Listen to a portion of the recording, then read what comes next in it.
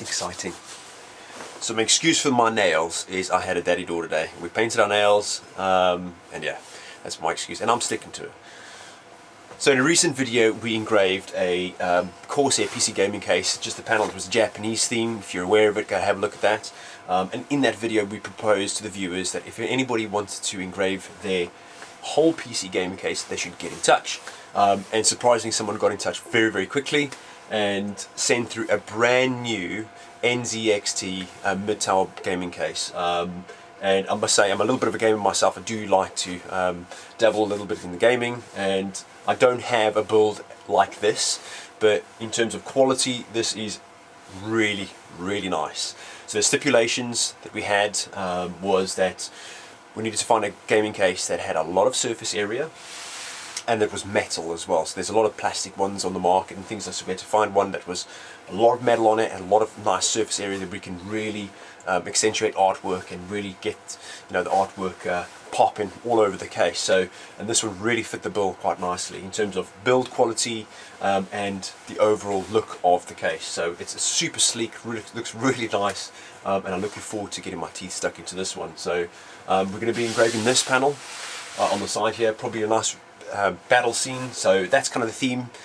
Is he liked a Viking theme? That's what we really wanted to go for, which fit quite well because there's a new game on the market, which is the Assassins Creed Valhalla, and there's some really awesome battle scenes in there. And so we're going to try and transpose those scenes on these panels in some form of way. So we're going to have a nice battle scene here, and then on the front of the case, which is really nice and clean and sleek, we're going to have a sort of minimalistic sort of symbol, the Assassin's Creed symbol. I found a really nice Viking one that is in the shape of a crow, which looks really cool. So we're going to have that on the front here, and then on the internal side, which is, it's got tempered glass here.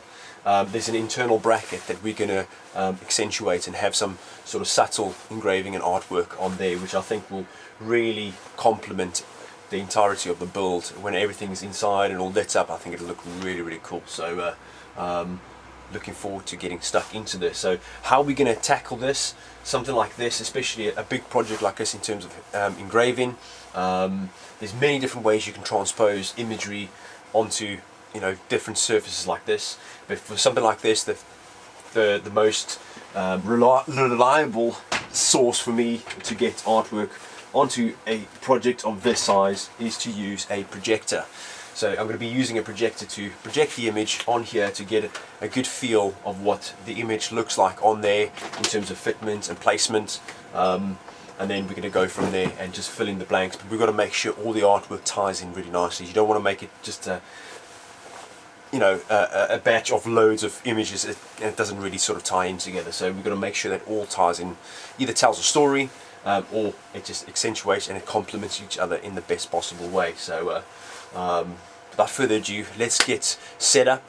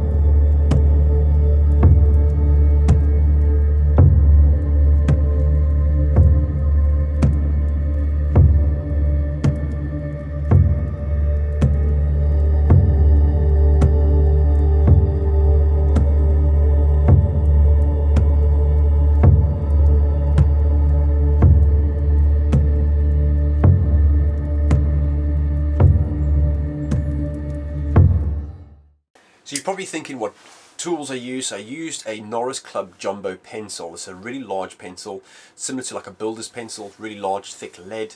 The reason why I use this, it creates really thick lines, which is quite nice. If you use a much thinner pencil, what you find is if you accidentally rub the lines in any way, they tend to smudge quite easily and you'll lose your line work. You'll end up having going over your line work again, which is the last thing you need. Or you can opt for a mechanical pencil, go for a really large thick lead such as like a 1.3. You can get thicker, I believe. These are pretty cheap and they're very easy to use. Again, these are really good for fine detail, and the pencil, as you sharpen it and it starts blunting down, you'll find that your line gets thicker and thicker and thicker. So just stay on top of sharpening your pencil, and you will have a lot of lead on your hands, so look forward to that. But now that that is pretty much done, we can remove that panel, set it aside just so that it doesn't get smudged in any way. As you can imagine, there's a lot of detail in that image, and so the next episode we're going to be focused on is how we're going to tackle that image in terms of different textures that we're going to create, and along with burr selection as well, which is probably one of the biggest questions people ask me.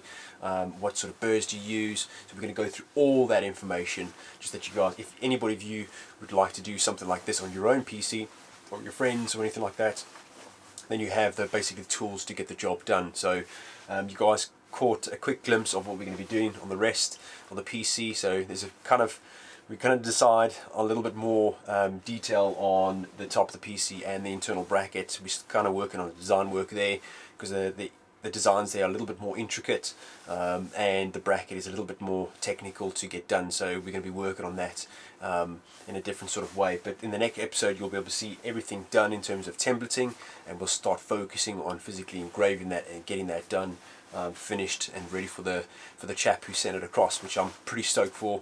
Really excited to get this done. I think it's going to look absolutely epic. But thank you very much for watching the video and getting this far. If you haven't done so, please hit that thumbs up. It really helps the video grow, especially on YouTube.